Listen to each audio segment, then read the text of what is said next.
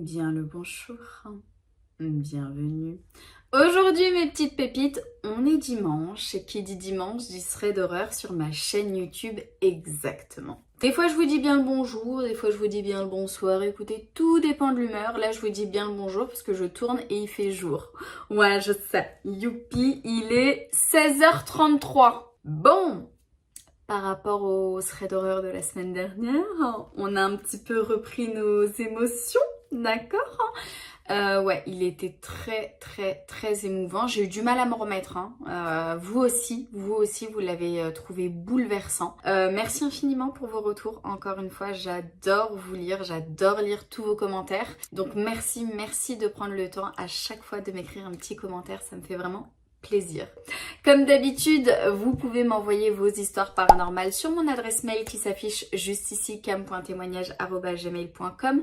Quand je reçois par contre des commentaires qui me demandent où est-ce que je peux t'envoyer ton histoire, j'ai envie de me flinguer. Parce qu'à chaque thread d'horreur, vraiment chaque thread d'horreur, je dis où est-ce que vous pouvez m'envoyer vos histoires. Restez concentrés. On reste concentrés. Bon mes pépites, 3 histoires paranormales. Je vous propose qu'on commence par la première. Père Castor, raconte-nous une histoire. Salam alaikum Cam, j'espère que mon histoire passera dans l'une de tes vidéos. Je m'appelle M, j'ai 26 ans et je suis maman d'un petit garçon. Je commence par cette phrase, comme ça je suis sûre de me reconnaître quand tu vas lire mon texte, Inch'Allah. Tout a commencé en milieu d'année 2023, j'ai commencé à faire beaucoup de cauchemars. Je trouvais cela très bizarre car justement à cette période, je me suis vraiment investie dans ma religion. On dit que plus on est pieux, plus tu deviens l'ennemi du shaitan, donc c'est peut-être pour cela que tout a commencé à cette période. Les cauchemars étaient de plus en plus violents et terrifiants, mais cela restait des mauvais rêves à mes yeux. Un soir, durant un rêve, je me vois au resto avec des collègues de travail. Je sors des toilettes pour rejoindre la table quand une amie me demande « Mais comment tu as fait pour accéder aux toilettes avec ce monstre ?» Je lui réponds qu'il n'y en avait pas quand j'y suis allée. Mais je propose de l'accompagner avec 2 autres amis afin de s'assurer que tout va bien. Sur le chemin, je lui explique que nous allons réciter Ayatul Kursi. L'important, c'est le pouvoir de cette sourate dans notre religion. Alors c'est un verset, ce n'est pas une sourate. J'arrête de faire celle qui sait tout. Nous avançons en nous tenant la main et nous arrivons dans un long couloir. Tu dois imaginer un couloir avec des baies vitrées côté gauche et un mur côté droite. La lumière qui est projetée de la gauche va directement sur le mur de droite. On peut distinguer les reflets des carreaux des fenêtres, mais aussi la silhouette d'une femme qui est assise les jambes croisées. Nous récitons Ayatul Kursi et des grognements se font entendre. La silhouette commence à se tortiller sur elle-même. Les grognements s'intensifient et résonnent dans tout le couloir. Nous crions notre récitation et nous nous serrons l'une contre l'autre. Quand d'un coup, l'ombre de la femme se déforme et elle commence à ouvrir grand sa bouche. Sa gueule plutôt. La gueule ne finissait pas de s'ouvrir. J'hurle ma récitation et la chose grogne davantage. Mon cœur tremble de peur. Je me réveille et mes lèvres sont toujours en train de réciter Ayatul Kursi, ce qui veut dire que je parlais dans mon sommeil. Je me sens très mal et je constate que l'heure de la prière de Fajr est presque arrivée. Je décide de me lever pour prier. La prière du Fajr, c'est au lever du soleil. J'avais mis en fond sonore le Coran. Je commence ma prière, je suis face au meuble TV et dos au canapé. Dès les premières secondes de ma prière, j'entends quelqu'un qui marche derrière moi. La ilaha illallah, je revis la scène quand je t'écris mon mail. Et je sens que la personne s'arrête derrière moi. Je sens sa respiration dans ma nuque. Je ne sais pas comment t'expliquer, elle était là. Imagine, tu es seule dans ton salon et d'un coup, quelqu'un se met à marcher et respirer derrière toi. Enfin bon, je me dis 2 choses. L'une, ou alors je m'arrête et je me retourne, et je me retrouve nez à nez avec elle, car sa respiration était tellement réelle que je savais que j'allais la voir. Ou alors, je continue ma prière et je cherche la protection d'Allah. Alors, je continue. Je récite ma prière à haute voix, et je sens que j'ai des fourmis sur tout le côté droit de mon corps. La joue, l'œil, le bras, la cuisse, le pied, comme si que j'avais une anesthésie et que mon côté droit allait s'effondrer. Je continue ma prière et vient le moment de la première prosternation. Une partie de moi n'a pas envie de se prosterner car je me sens tellement vulnérable. Je sens qu'elle s'approche de plus en plus près et je suis à 2 doigts de vomir. Le vomi arrive à ma gorge et je me retiens mais je tremble. Je vais m'évanouir. Allahu Akbar, je me prosterne et je cherche la protection d'Allah. Je me sens mieux mais elle est encore là. Deuxième prosternation, je reste plus longtemps et je sens le mal qui s'éloigne. Je me sens mieux, je ressens mes membres et je n'ai plus de nausée. J'ai envie de pleurer de soulagement, mais même si elle n'est plus là, je me sens quand même pas en sécurité. Je continue ma prière sans aucun problème. Après le salut, je me retourne et il n'y avait personne. Ni même la moindre sensation que quelqu'un est là. Alhamdoulilah, je n'ai plus eu d'événements similaires et franchement, j'ai eu ma dose. Waouh, waouh. Ma pépite, en fait, j'ai ressenti exactement... Tu m'as fait vivre ce que tu as vécu. Tout d'abord, mes pépites, je tiens à vous dire que le fait de faire des cauchemars de façon récurrente chaque nuit, c'est un signe de possession, c'est un signe que y a quelque chose qui ne va pas et il faut une ruqya ou alors il faut vraiment mettre des bonnes intentions dans ces actes d'adoration, c'est-à-dire que quand vous faites la prière, il faut vraiment que vous la fassiez. Faut pas que vous ayez la tête ailleurs, faut pas que vous savez plus si vous vous êtes prosterné 2 fois ou pas.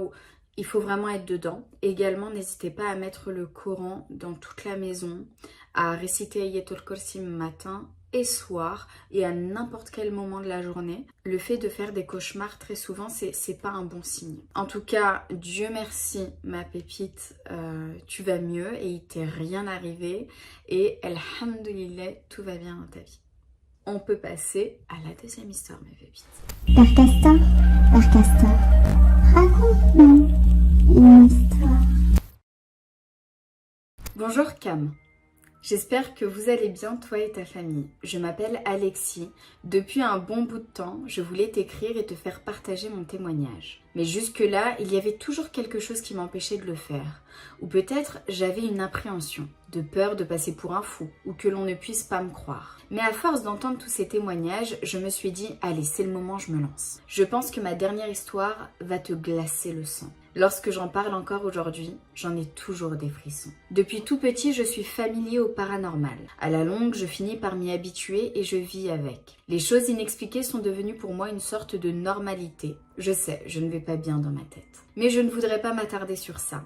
Laisse-moi maintenant te raconter quelques-unes de mes paralysies du sommeil. Attention, mes histoires risquent d'être un petit peu longues et elles seront en 2 parties.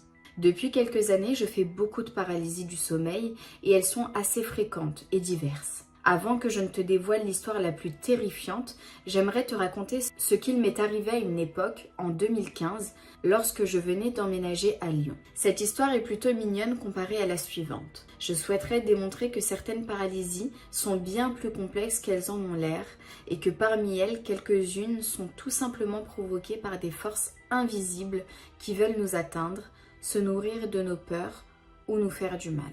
Si seulement je ne pouvais ne faire que de simples paralysies, tout aussi banales les unes que les autres. Lorsque j'étais étudiant, j'étais en colocation chez une grand-mère adorable et avec elle j'ai noué une belle amitié. La colocation a duré 3 ans et ça s'est toujours bien passé avec elle. J'ai vraiment eu beaucoup de chance de tomber sur elle. Les premiers mois après mon aménagement, je ne dormais pas très bien. Pourtant, je me sentais très bien dans cet appartement. Certaines nuits, toujours vers 2h du matin, je me réveille subitement, la tête tournée vers ma gauche, et je voyais une ombre qui me fixait pendant de très longues minutes, assise sur le fauteuil qui se trouvait dans le coin de la chambre, près de mon lit et de la fenêtre. Ces minutes-là étaient vraiment insoutenables. On aurait dit que le temps s'arrêtait à chaque fois. Cette ombre est venue de très nombreuses fois. Systématiquement, je ne pouvais ni bouger, ni parler, ni crier. Je dirais que toute cette histoire a bien duré une grosse année. L'ombre en question venait à des fréquences très irrégulières. Au début, elle me laissait tranquille pendant plusieurs semaines, mais à la longue, elle revenait chaque nuit, sans répit. Elle était là, elle m'observait, et soudain, elle se volatilisait, me laissant seule, effrayée, avec tout un tas de questions dans ma tête. C'est en disparaissant que je pouvais enfin retrouver le contrôle de tout mon corps. Ce qui est étrange, c'est que je ne me sentais pas vraiment menacée, mais j'avais surtout très peur. Je n'arrivais pas à savoir ce qu'elle me voulait. À la fin, j'ai fini par en avoir marre. Je n'en pouvais plus de la voir chaque soir et je commençais à croire que je devenais fou. C'est peut-être drôle ce que tu vas lire, mais une nuit, j'ai réussi à retrouver le contrôle de moi-même ainsi que l'usage de la parole et je lui ai demandé ce qu'elle me voulait. Pour couronner le tout, je lui ai ordonné de me montrer son visage. Je ne sais même pas où est-ce que j'ai pu trouver tout ce courage. Tiens-toi bien. L'ombre s'est montrée pour me dévoiler son identité. Il s'agissait en réalité d'un homme assez corpulent, d'environ 50 ans, portant un vieux costume et un béret sur la tête. Il avait bien un style vestimentaire des années 1940. Il avait un regard triste et ne semblait pas du tout méchant. Il s'est juste contenté de me regarder et finalement il ne m'a jamais parlé. Après ça, il a disparu et je ne l'ai plus revu. Je n'ai donc jamais su ce qu'il me voulait réellement. Avec le temps, j'ai continué à faire des paralysies du sommeil, mais celles-ci ne duraient que quelques secondes et il n'y avait rien de paranormal là-dedans. Maintenant, passons à la deuxième partie. Depuis 2018, j'ai emménagé dans un petit studio en banlieue lyonnaise. En 2021, je me suis retrouvée en chômage partiel à cause de la pandémie et ce n'était vraiment pas une bonne année pour moi. C'était très dur de garder le moral en vue des circonstances et j'ai eu des passages à vide qui étaient difficiles à gérer. Une nuit, vers 3h du matin, oui, 3h du matin, je me suis réveillée en sursaut à cause d'un bruit que j'ai entendu dans le couloir de la résidence. Il faut savoir que je n'ai pas de chambre. Je dors sur mon canapé convertible qui est installé près de ma porte d'entrée. Alors j'entends facilement tous les bruits qui se passent à l'extérieur, comme le bruit de l'ascenseur ou les bruits de portes qui claquent. Malheureusement, je n'ai pas pu installer mon canapé dans un autre coin de la pièce. Après mon réveil, j'ai donc tourné la tête en direction de la porte. En dessous, j'ai aperçu de la lumière qui venait du couloir. Jusque-là, rien d'alarmant. Je me suis dit que c'était un de mes voisins qui s'apprêtait à rentrer chez lui. Sans savoir pourquoi, je continuais quand même à regarder sous la porte. Très vite, j'ai vu une ombre qui passait derrière, défilant ensuite de droite à gauche, de gauche à droite. J'ai compris rapidement que quelqu'un faisait des allers-retours devant chez moi. À cet instant, je commençais vraiment à avoir peur et je me suis immobilisée, faisant comme si je n'étais pas là pendant 15 secondes, je dirais. Et là, cette personne a sonné à ma porte.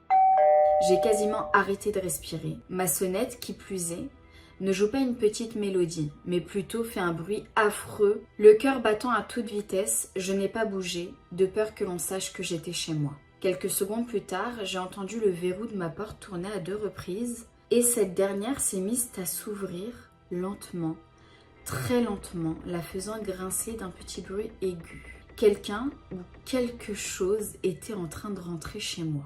À ce moment précis, je ne pouvais ni bouger ni crier.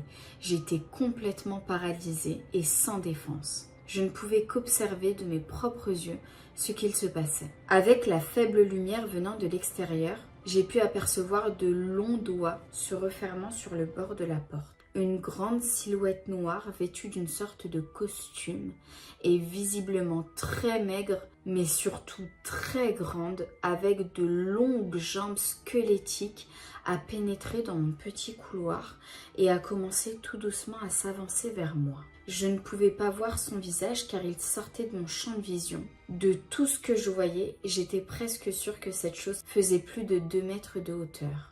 J'ai vite compris que le visiteur n'était pas humain à cause de sa morphologie et je savais qu'il ne venait pas là pour une petite visite de courtoisie. Je ne sais pas si tu as déjà vu la scène du détraqueur qui entre dans le train du film dans Harry Potter et le prisonnier d'Azkaban. C'était à peu près la même scène. Je vois totalement. Je suis une grande fan d'Harry Potter. Je t'envoie d'ailleurs une image que j'ai trouvée sur le net après quelques recherches. Je pense que cette chose sur l'image ressemble énormément à ce que j'ai vu. Lorsque cette entité marchait, j'entendais ses pas résonner. Il semblait très lointain avec une sorte d'écho. Arrivée à mon niveau, elle a contourné mon lit et s'est élevée dans les airs pour se rapprocher de mon visage, paralysé. Mes yeux étaient toujours coincés en direction de la porte. Je n'arrivais donc plus à la voir, mais je la sentais arriver sur moi. J'ai même senti qu'elle me piétinait dessus. J'ai essayé d'hurler, mais rien à faire. J'étais prisonnier de mon enveloppe corporelle. Avec ma pensée, à plusieurs reprises, je lui ai demandé de me laisser tranquille, de partir. Mais au bout d'un moment, j'ai entendu un long ricanement, suivi d'un « Je ne partirai pas tant que je n'aurai pas emporté ton âme avec moi. » avec une voix sortie d'outre-tombe à vous glacer le sang. Je croyais vraiment que j'allais mourir et que je ne reverrais plus mes proches. Et Dieu seul sait où j'aurais pu finir si cette chose avait pris mon âme. Alors, de toutes mes forces, j'ai essayé de crier, d'appeler à l'aide à plusieurs reprises, mais j'ai bien cru que je n'y arriverais jamais. Et enfin, après un temps qui m'a paru être une éternité, j'ai réussi à sortir un son de ma bouche. J'ai crié « Au secours !»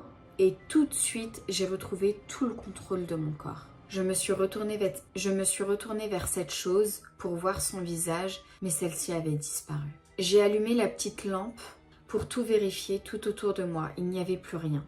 En tournant mon regard vers la gauche, surprise, la porte d'entrée était fermée et le verrou bien mis, comme si cette histoire n'avait jamais eu lieu. Et je peux te jurer qu'entre ce qu'il s'est passé et à l'instant même où j'ai allumé la lumière, j'étais complètement éveillée. Et je sais parfaitement ce que j'ai vu. Cette chose était bel et bien réelle. Après quoi, je me suis sentie très mal, nausée, fatigue profonde. J'étais épuisée moralement, vidée de toute mon énergie, envie de pleurer et peur de mourir. J'ai presque failli appeler mes parents à cet instant, ou bien ma meilleure amie, mais j'ai douté que l'on puisse me répondre à une heure si tardive, et surtout, qui pourrait croire à une histoire pareille? J'imagine qu'une simple paralysie ne puisse être aussi longue et surtout aussi réelle que la scène dont j'ai été témoin. Sache que je ne me suis pas rendormie cette nuit-là. J'ai laissé la lumière et je regardais la télé jusqu'au petit matin. Pendant plusieurs jours, je n'osais plus dormir de peur de revoir cette entité. Alors je regardais la télé jusqu'à ce que je m'endorme d'épuisement. La fatigue et la peur m'ont rendu dépressif pendant plus d'une semaine. Depuis ce jour, j'en reste encore traumatisée et je suis désormais obligée de dormir en me couvrant les yeux avec un bandeau, persuadée que cela puisse me protéger. Le fait que je ne puisse rien voir me rassure, au cas où cette chose viendrait me rendre visite une nouvelle fois. Eh bien, je l'ai revue. Elle est revenue à 2 reprises, mais cette fois dans une sorte de rêve éveillé. Mais mon histoire serait trop longue si je te racontais la suite, peut-être pour une autre fois. C'est bon pour vous. Imaginez juste si ça vous arrive. La scène, mais tu vois les films d'horreur à côté, Conjuring et tout le tralala, c'est du pipi de chat, d'accord hein? Imaginez cette chose que vous avez vue, clairement. Non. Mais je pourrais faire un arrêt cardiaque. Vraiment, mais Dieu merci. Je n'ai jamais fait de paralysie du sommeil. Je n'ai jamais vécu ce que tu as vécu toi et ce que tu as vu de tes yeux. Moi, ma pépite, je te crois. Vraiment, je te crois parce que même ma soeur a vu une créature très chelou. Je te crois. Mais je pars du principe où je te crois et que ce que tu as vécu n'était pas une paralysie du sommeil, donc ce n'était pas ton invention. C'est-à-dire que sur cette terre-là, à l'heure actuelle, il y a ce monstre-là qui se balade, qui se cache peut-être dans une grotte et attend le soir pour venir faire peur à des humains. Voilà. Bon courage hein. Parfois, mes pépites, dites-moi en commentaire ce que vous en avez pensé. Je sais qu'il y a plein de pépites qui vont sûrement dire à Alexis c'est une paralysie du sommeil que tu as vécue. Ne t'inquiète pas, une paralysie du sommeil peut durer très longtemps. En tout cas, je ne pense pas que ça fera changer d'avis Alexis qui lui est persuadé de ce qu'il a vu. Waouh.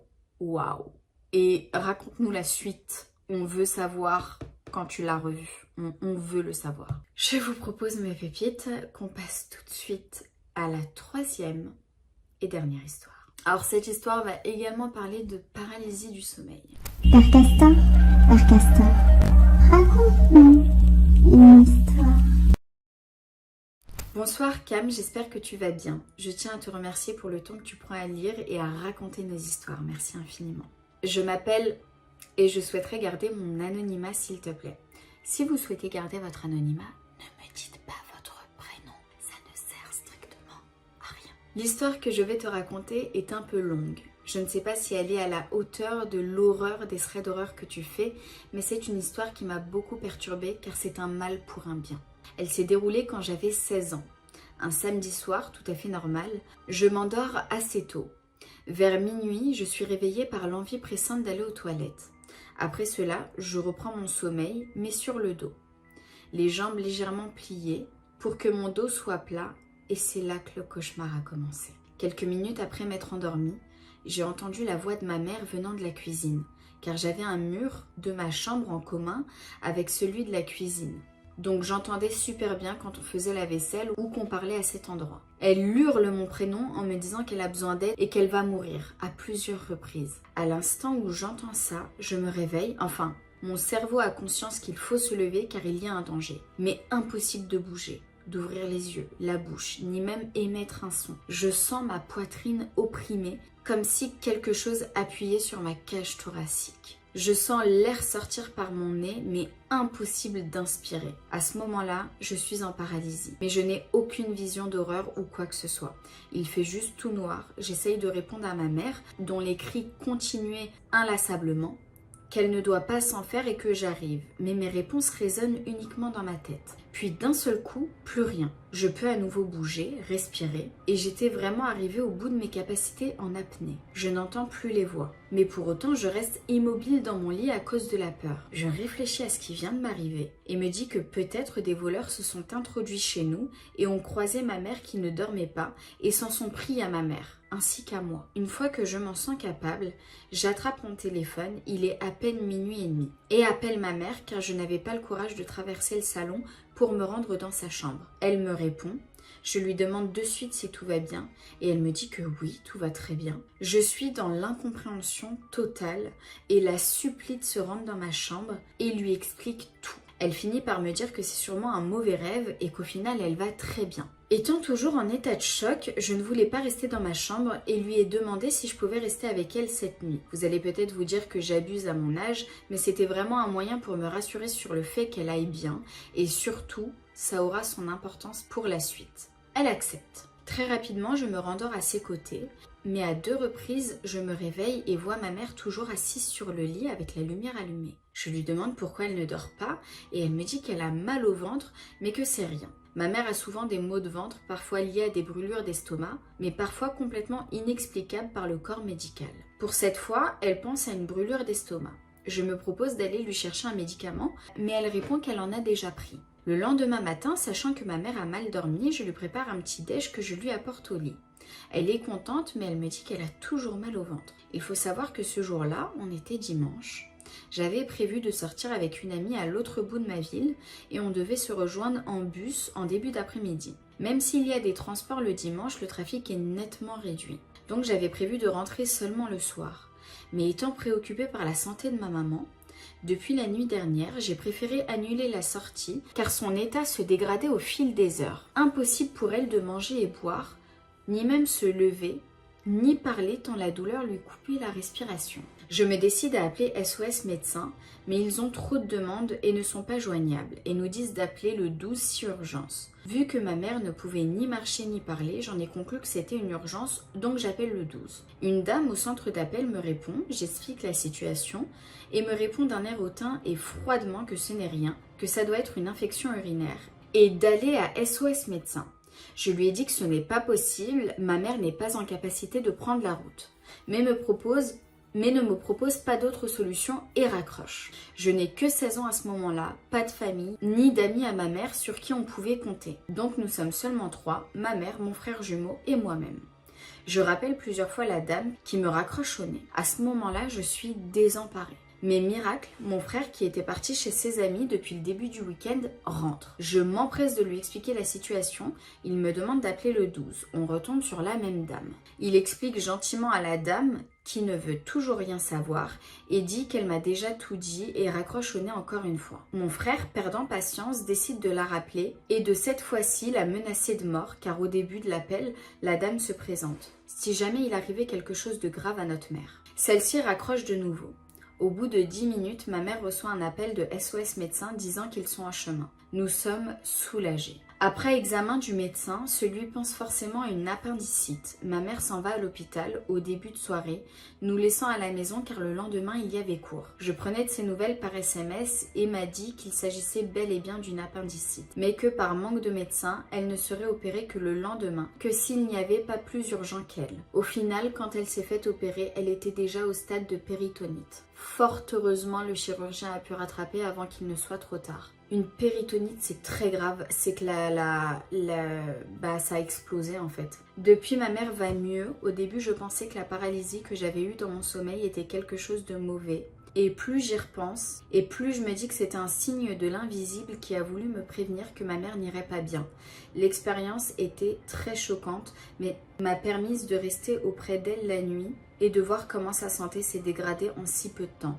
Sans cela, je n'aurais sûrement pas prêté autant attention à ma maman qui a l'habitude d'avoir des maux de ventre et je serais sortie sans avoir la possibilité de rentrer rapidement et elle serait restée seule dans la douleur. Merci beaucoup ma pépite. Alors, faisons une petite pause. Je vous jure mes pépites, j'avais fait un TikTok, un coup de gueule. Attendez, je pense qu'on va arrêter un petit peu les threads d'horreur parce que j'ai la même... Vous vous souvenez la semaine dernière quand je vous ai dit que j'ai une pression sur ma poitrine? J'ai la même chose. Alors que ça va, l'histoire, elle était pas... On a vu pire. On va faire une petite pause de thread d'horreur. Je vous le dis mes pépites. J'ai un poids sur ma poitrine. Ok, faisons abstraction. La santé en France va très mal. Vraiment extrêmement mal. Ils ont plus de budget, il n'y a plus de médecins, il n'y a plus d'infirmiers. Les hôpitaux sont dans un état catastrophique.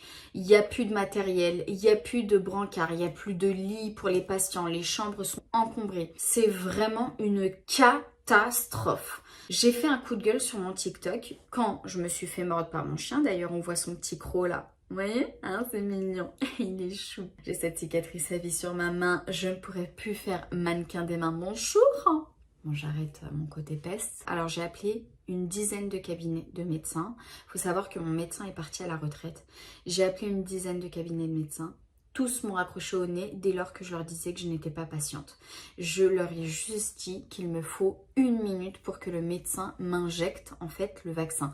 À ce moment-là, contre la rage, parce que je m'étais fait mordre par mon chien et qu'il fallait au plus vite que je me fasse vacciner. À ce moment-là, je ne savais pas que les pharmacies pouvaient se faire vacciner. D'ailleurs, je suis partie dans une pharmacie acheter mon vaccin. Elle ne m'a pas proposé, bien sûr, la vaccination. Voilà, pas du tout. Donc maintenant, je sais que les pharmacies, et sachez-le, les pharmacies peuvent vous administrer un vaccin pour désencombrer les médecins. Et aussi, vous avez des cabinets d'infirmiers. J'en ai appelé quelques-uns, ils n'étaient pas disponibles non plus ce jour-là, qui peuvent vous administrer. Infirmière, j'ai appelé SOS Médecin. SOS Médecin qui m'a dit, on se déplace pas pour injecter des vaccins, madame, avec un air hautain aussi. Enfin, tout ce qu'elle a dit là, c'est waouh. On est en France. On est en France. La sécurité sociale, nous payons des impôts pour qu'on se fasse soigner.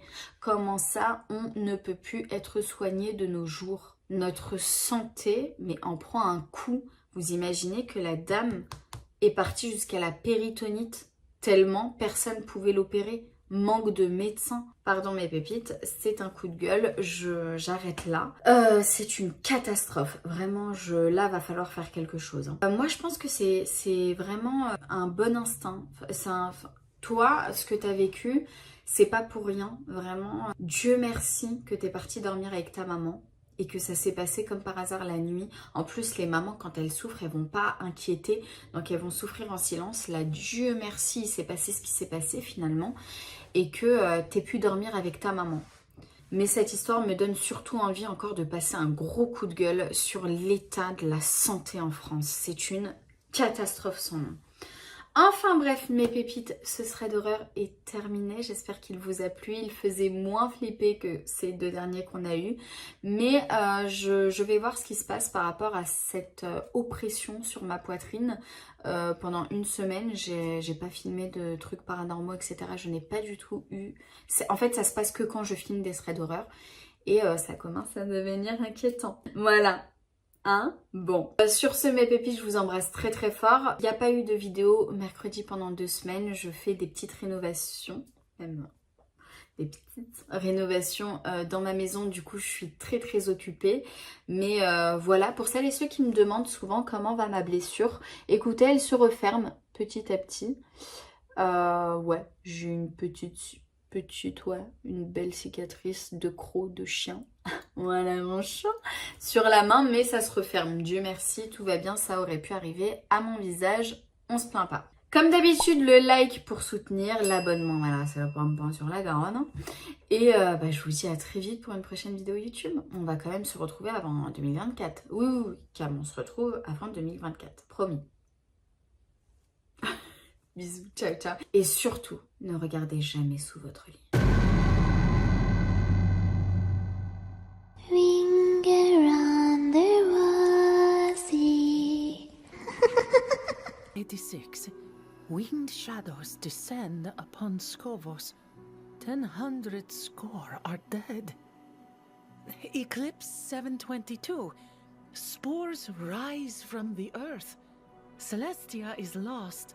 50 score are dead. Is every eclipse bad? Are they all like this? Here, the oldest account. The waters rise. The moon smothers the sun. Atanos... Oh, hells. Atanos has sunken beneath the waves. Guys, I think We are every going eclipse to die. something really bad happens. Oh boy. About Eclipse 6-7? The kids are still asking. Death! Death comes to Skovos! Because we already have a I demon saw named it. Adrian, chat. When the It headsman's would be axe falls redundant to across name the another sun, demon named the Adrian. pools will run with blood. All will end. We go. I did not come here to debate you. I came to ask for your aid.